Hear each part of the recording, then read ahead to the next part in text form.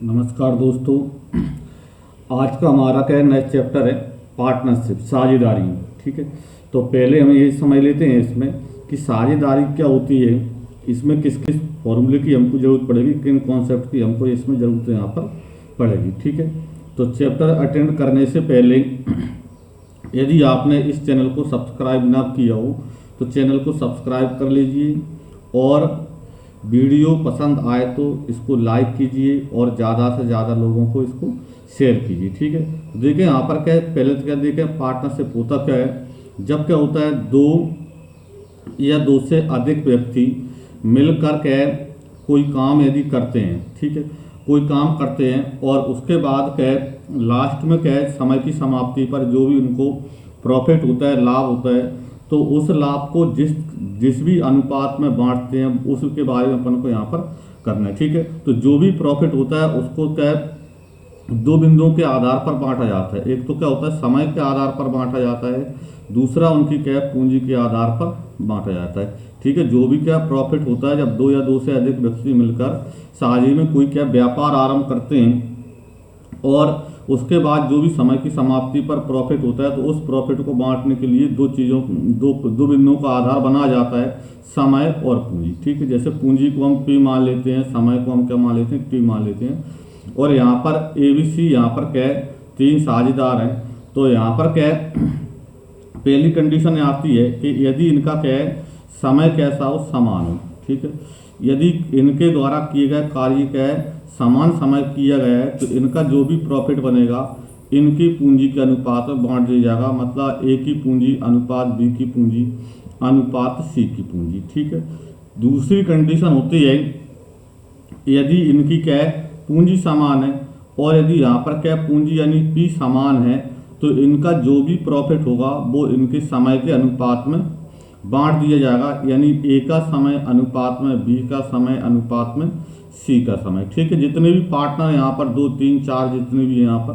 ठीक है, तीसरी कंडीशन आती है कि यदि इनकी यहाँ पर क्या है समय और पूंजी, ठीक है, समय व पूंजी दोनों ही कैसे हों यहाँ पर असमान हो, अलग अलग हो। ठीक है, समय और पूंजी दोनों ही असमान हो तो इनका जो भी प्रॉफिट होता है उसको इनकी संगत पूंजी और समय के गुणनफल के अनुपात में बांट दिया जाता है, यानी P1 इंटू T1 अनुपात में यहाँ पर P2 इंटू T2 अनुपात यहाँ पर P3 इंटू T3। ठीक है, इस प्रकार इनका क्या जो भी प्रॉफिट होता है उसको बांट दिया जाता है। ठीक है, तो जिस कंडीशन का भी यहाँ पर क्या है कंडीशन यूज करना होता है वो इन तीन कंडीशन के आधार पर हमको यहाँ बांटना होता है। ठीक है, तो सीधा सा क्या इनकी समय और पूंजी का अनुपात बनाया जाता है और जो भी अनुपात बनता है उसी को क्या उसी के आधार पर इनके प्रॉफिट को बांट दिया जाता है। ठीक है, इसके बाद देखें अगले क्या है,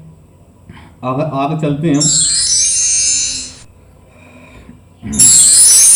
ठीक है, तो आगे हमारा क्या देखें, पहला प्रश्न हमारा है बोर्ड पर, यहाँ पर देखें तो इसमें यहाँ पर लिखा है राम, श्याम और मोहन ने क्रमशः, ठीक है, 15,000 रुपये, 18,000 रुपये और 21,000 रुपये लगाकर एक क्या धंधा शुरू किया। एक वर्ष के अंत में कुल 90,000 रुपये का लाभ हुआ तो मोहन को कुल कितने रुपये लाभ के रूप में प्राप्त होंगे। ठीक है, तो तीन यहाँ पर पार्टनर है, राम, दूसरा कौन है यहाँ पर क्या श्याम और तीसरा कौन है यहाँ पर क्या मोहन। ठीक है, और इनकी पूंजी देखें तो समय तो तीनों का कैसा समान है, एक वर्ष के लिए तीनों ने लगाया इसलिए समय लिखने की जरूरत नहीं है। यदि समय समान है तो समय को लेने की जरूरत नहीं है। इनका यहाँ पर क्या है, राम की जो पूंजी है कितनी है 15,000, यानी कि यहाँ पर 15,000। ठीक है, अनुपात यहाँ पर क्या है श्याम की पूंजी कितनी यहाँ पर 18,000, इसलिए यहाँ पर कितना 18,000। ठीक है, फिर इसके बाद अनुपात यहाँ पर क्या है मोहन की पूंजी कितनी है 21,000, इसलिए यहाँ पर कितना 21,000। ठीक है, फिर इनको सॉल्व कर देते हैं तो पहले देखें यहाँ पर 1000 से भाग जा रहा है, मतलब 3 जीरो से यहाँ पर भाग चला जाएगा। फिर यहाँ पर 15, 18 और 21 में 3 का भाग जा रहा है, 3 का भाग देते हैं, 3 5 है 15, 3 6 18 और 30 7 21। ठीक है, यानी इनका जो भी प्रॉफिट बनेगा उसको 5:6:7 में बांट दिया जाएगा, यानी कि जो भी प्रॉफिट बनेगा उसमें से क्या है राम को 5 भाग मिलेगा, श्याम को क्या 6 भाग मिलेगा और क्या मोहन को 7 भाग मिलेगा। अब चूंकि उसने बोल रखा है कुल प्रॉफिट कितना यहाँ पर 90,000 रुपये कुल है, और कुल प्रॉफिट चूंकि उसने 90,000 दी है तो यहाँ पर क्या है 90,000 कुल प्रॉफिट है। और जो 90,000 कुल प्रॉफिट है टोटल कितने भागों में बांटना है, 5 + 6 11 और 7 18, यानी 90,000 का जो है उसको टोटल 18 भागों में बांटना है। इस प्रकार 18 भाग क्या है 90,000 से बने हैं, तो इसका मतलब पहले एक भाग निकालें, यानी 18 का भाग देंगे तो 18 5 90, यानी कितना आता है यहाँ पर 5,000। यानी इसका मतलब ये है कि एक भाग कितने का 5,000 का है, और एक भाग 5,000 का है। अब उसमें यदि राम का पूछा होता तो राम को चूंकि 5 भाग मिलेगा और एक भाग 5,000 का, तो 5 भाग 25,000 मिलेंगे, मतलब राम को। श्याम को तो श्याम को 6 भाग मिलने हैं और एक भाग 5,000 का है, तो 6 भाग कितने हो जाएंगे 5 6 30, यानी 30,000 हो जाएंगे, यानी श्याम को 30,000 मिलेंगे। इसी प्रकार मोहन को कितने 7 भाग मिल रहे हैं, मतलब कि यहाँ पर 5 7 35,000 मोहन को मिलने हैं। ठीक है, तो उसने चूंकि हमसे किसका पूछा, मोहन का पूछा है, तो मोहन का अपन यहाँ पर निकाल देंगे 35,000 हमारा आ जाएगा। ठीक है, क्योंकि यहाँ पर एक भाग 5,000 का है मोहन को, तो मोहन को कितना मिलेगा यहाँ पर 7 भाग, तो इसलिए 35,000 हमारा आंसर आ जाएगा। 5,000 × 7 यानी कि 5 7 35, यानी 35,000 किसको मिल जाएंगे, मोहन को यहाँ पर मिल जाएंगे। ठीक है, इस प्रकार क्या है और भी किसी का पूछे तो उसी प्रकार हम यहाँ पर डायरेक्ट उसका निकाल सकते हैं इसमें। ठीक है, ये हमारा क्या 35,000 आंसर उसमें आ जाता है। इसके बाद देखें अगले क्वेश्चन पर चलते हैं। यहाँ पर देखें अगला क्वेश्चन हमारा है, 3 साझेदार क्रमशः 60,000 रुपये, 90,000 रुपये तथा X रुपये लगाकर 6 महीने का व्यापार आरंभ करते हैं। मतलब इसमें भी तीनों का समय 6 महीने दिए बराबर ही, मतलब ठीक है। यदि अवधि के अंत में प्रत्येक को क्रमशः 30,000 रुपये, 45,000 रुपये और 40,000 रुपये लाभ के रूप में प्राप्त हो तो X का मान हमको निकालना है। ठीक है, तो इसमें जैसे यहाँ पर क्या 3 पार्टनर यहाँ पर ABC है, ठीक है, और ABC 3 पार्टनर हैं, इनका क्या है समय समान है, इसलिए जो भी प्रॉफिट बनेगा वो इनकी पूंजी के अनुपात में ही बनेगा। यानी कि A की पूंजी कितनी यहाँ पर 60,000, ठीक है, अनुपात B की पूंजी कितनी यहाँ पर 90,000, ठीक है, अनुपात C की पूंजी चूंकि हमको मालूम नहीं है X है। ठीक है, इस प्रकार इनका प्रॉफिट बन जाएगा, लाभ का अनुपात बन जाएगा। और लाभ बराबर हमको कितना दिए तो यहाँ से देख लें, बराबर में A का लाभ कितना यहाँ पर 30,000, ठीक है, अनुपात B का लाभ कितना यहाँ पर 45,000, ठीक है, और अनुपात यहाँ पर C का प्रॉफिट कितना यहाँ पर 40,000 C का प्रॉफिट है। ठीक है, अब चूंकि यहाँ पर क्या है C है तो इनमें से हम कोई से 2 ले सकते हैं, मतलब एक तो C लेना ही है, C के साथ या तो A को ले लें या B को ले लें, जो भी हमको उचित लगा वो हम यहाँ पर ले सकते हैं। जैसे हम यहाँ पर BC ले रहे हैं तो लेफ्ट साइड से हमने यहाँ पर BC लिया, मतलब B और B की वैल्यू कितनी यहाँ पर 90,000 बटे C की वैल्यू कितनी X, तो बराबर भी यहाँ पर भी क्या B और C के क्रम में ही हमको लेना पड़ेगा, यानी 45,000 B का और बटे में क्या 40,000 किसका है C का। ठीक है, इसको सॉल्व हम यहाँ पर कर देंगे तो हमारा आंसर उसमें आ जाएगा इसमें। ठीक है, 2 3 0 से 3 0 कैंसिल हो जाएंगे, 5 से काटेंगे 5 9 45 और 5 से काटते हैं तो कितना आता है 5 8 40। ठीक है, 8 आ जाता है, 9 से भाग लेते हैं, 9 एकम 9 इधर जा रहा है 9 से भाग, तो 9 से 9 एकम 9 और कितनी 4 0। ठीक है, यानी X बराबर कितना जाएगा 10,000 और गुणा में 8। ठीक है, इनका क्रॉस गुणा कर देंगे तो इस कितना जाएगा यहाँ पर 80,000। यानी इसका मतलब ये है कि यहाँ पर जो C की पूंजी है वो कितनी यहाँ पर 80,000 C ने क्या उसमें लगाए थे उसमें। ठीक है, यही हमारा क्या हो जाता है आंसर इसमें आ जाता है इसमें। ठीक है, तो पसंद आया हो तो जल्दी से लाइक कीजिए और अपने मित्रों को जरूर शेयर कीजिए, जिससे उनको भी इसका लाभ मिल सके। देखिए अगला क्वेश्चन हमारा क्या स्क्रीन पर आ चुका है इसमें। तो अगला क्वेश्चन देखें हमारा क्या है, तो उसमें लिखा है यहाँ पर ABC ने क्रमशः 20,000 रुपये, 25,000 रुपये और 30,000 रुपये लगाकर साझे में एक व्यापार आरंभ किया।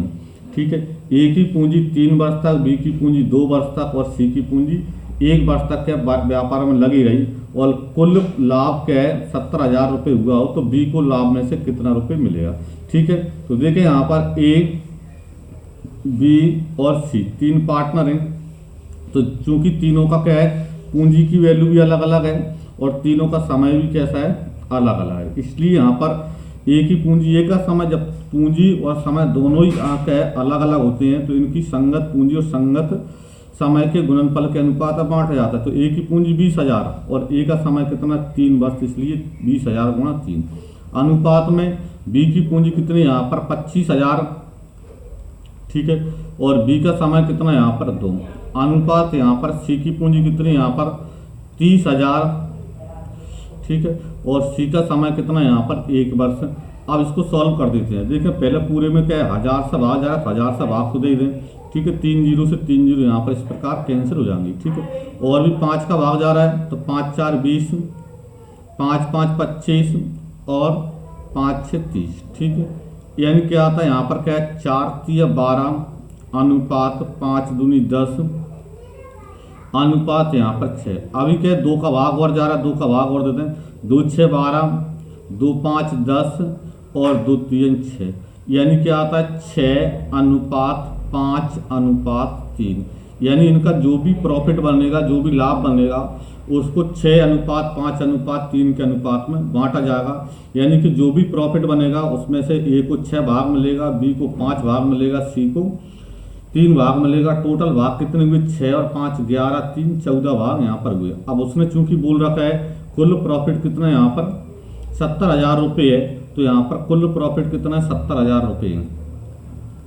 और इस कुल प्रॉफिट को कितने भागों में बांटना है 14 भागों में बांटना, क्योंकि यहाँ से कुल भाग कितने हो रहे हैं 6 5 11 3 14, ठीक है। फिर 14 भागों में बांटे तो 14 5 70, यानी एक भाग यहाँ पर भी कितने का बना 5,000 का बना, और एक भाग 5,000 का है। तो इसका मतलब ए को 6 भाग यानी 5 6 30,000 मिलेंगे, बी को 5 भाग यानी 25,000 मिलेंगे, सी को 3 भाग यानी 15,000 मिलेंगे। अब उसने किसका पूछा है, तो बी का पूछा है, मतलब कि 25,000 हमारा आंसर आएगा। बी का पूछा है तो एक भाग कितने का 5,000 का है, और बी को कितने भाग मिलना है यहाँ पर 5 भाग मिलना है, इसलिए 5 गुणा 5,000 यानी कितना हो जाएगा 5 5 25,000 का बी को यहाँ पर प्रॉफिट उस प्रॉफिट में से मिलेगा, ठीक है। इस प्रकार हमारा क्या आंसर उसमें आ जाता है उसमें, ठीक है। यही हमारा क्या हुआ इसका आंसर इसमें आ गया उसमें, ठीक है। देखें अगले क्वेश्चन पर चलते हैं, इसके बाद समझ में आ गया होगा, ठीक है। समझ में आया तो लाइक जरूर करते चलें यहाँ पर, ठीक है। तो देखें यहाँ पर अगला क्वेश्चन हमारा एक व्यापार में ABC 3 साझेदारों को क्रमशः 95,000 रुपये का लाभ हुआ। टोटल लाभ दे दिए यहाँ पर पहले, उसके बाद बोल रहा है ए ने कुल पूंजी का आधे समय के लिए लगाया, बी ने कुल पूंजी का एक तिहाई समय के लिए लगाया, और तीसरे हिस्सेदार ने अपना हिस्सा पूरे समय के लिए लगाया। तो बी का लाभ में कितना होगा, मतलब कि 95,000 में से क्या बी को कितना प्रॉफिट मिलेगा, ठीक है। तो इसमें यदि हम यहाँ पर देखें ए बी सी 3 पार्टनर हैं, तो इसमें यहाँ पर क्या है ना तो हमको क्या पूंजी स्पष्ट दे रखी यहाँ पर, ठीक है, और ना ही हमको यहाँ पर क्या समय स्पष्ट दी है, ठीक है। इसलिए हमको यहाँ पर पूंजी भी मानना पड़ेगा और हमको यहाँ पर समय भी मानना पड़ेगा। अब पूंजी क्या माने यहाँ पर, तो उसने बोला है ए ने कुल पूंजी का आधे समय के लिए, बी ने कुल पूंजी का एक तिहाई समय के लिए, और तीसरे हिस्सेदार ने क्या है अपना हिस्सा पूरे समय के लिए। तो आधा एक तिहाई मतलब कि आधा और एक तिहाई, यानी इसका मतलब ये है कि हम इसकी पूंजी ऐसी माने जिसमें आधा मतलब 2 का भाग चला जाए और एक तिहाई मतलब 3 का भाग चला जाए। तो ऐसी कोई भी संख्या अपन यहाँ पर मान सकते हैं, जैसे हम 6 मान लेते हैं। 6 में क्या होता है 2 का भाग भी जाता है, 6 में 3 का भाग भी जाता है, और जो कंडीशन पूंजी की है वही कंडीशन समय की, इसलिए समय भी हम क्या मान लेते हैं 6 मान लेते हैं। 6 के अलावा हम 12 मान लो 18 मान लो, वो अपनी सुविधा के लिए मान लें। यहाँ पर एक्स भी मान सकते हैं, लेकिन एक्स यदि हम मानते हैं तो फिर उसमें क्वेश्चन क्या हो जाएगा बढ़ जाएगा उसमें, ठीक है। इसलिए हमने मान लिया कि पूंजी उसकी 6 है, समय कितना है 6 है, ठीक है। अब इसके अनुसार चलें तो ए की पूंजी ए का समय, बी की पूंजी बी का समय, सी की पूंजी सी का समय। तो ए ने कुल पूंजी का आधे समय के लिए, तो कुल पूंजी 6, तो 6 का आधा मतलब 3, आधे समय के लिए तो कुल समय कितना 6, तो 6 का आधा मतलब 3 समय के लिए। अनुपात बी ने कुल पूंजी का एक तिहाई, तो 6 का एक तिहाई मतलब कितना 2, एक तिहाई समय के लिए, तो 6 का एक तिहाई मतलब कि 2, ठीक है। फिर यहाँ पर देखें, फिर बोल रहा है तीसरे हिस्सेदार ने अपना हिस्सा पूरे समय के लिए। अब तीसरे हिस्सेदार का हिस्सा कितना बचा, तो 6 टोटल पूंजी थी, तो 6 में से क्या है 3 ए पर चली गई, 2 बी पर चली गई, 3 और 2 5 चले गया। इसका मतलब कितना और बचा 1 बचा। पूरे समय के लिए, तो पूरा समय चूंकि कितना था 6 था, इसलिए यहाँ पर इंटू में कितना 6। इसको सॉल्व कर देते हैं, 3 3 9 अनुपात 2 दूनी 4 अनुपात कितना 6, यानी ABC की पूंजी का जो अनुपात है 9 अनुपात 4 अनुपात 6 है।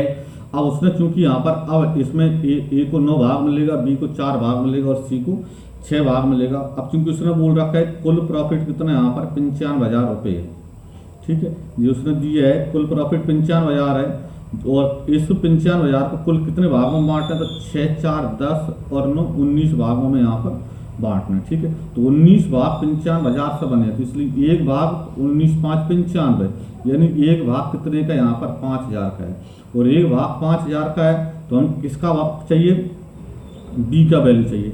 तो बी को चूंकि कितने भाग मिलेंगे, यहाँ पर 4 भाग मिलेंगे, और 1 भाग 5,000 का, तो 4 भाग यानी 5 4 20,000, यानी बी को प्रॉफिट में से 20,000 उसको मिलेंगे यहाँ पर, ठीक है। यानी बी का वैल्यू यहाँ पर 20,000 यहाँ पर आ गया।